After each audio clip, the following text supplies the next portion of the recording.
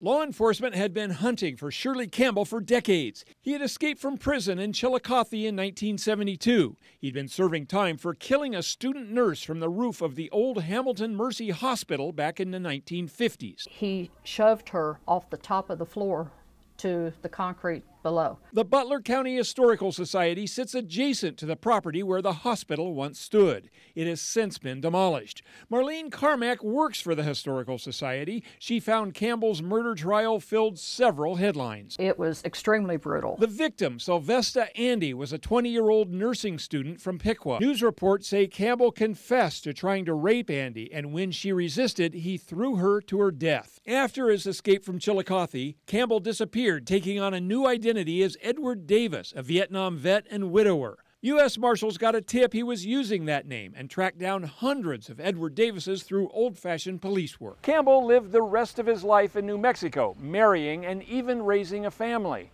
No one knew they were living with a killer. Federal officers discovered that Campbell had died in 2004 after narrowing the search down to Roswell. We found an Edward Davis, same age, height, weight, description, eye color, and sure enough it was Shirley Campbell. Turning this cold case into case closed. I'm hoping that the family does get a lot of closure for knowing that he is not here to hurt anybody again. Scott Wegener, 9 on your side, Hamilton.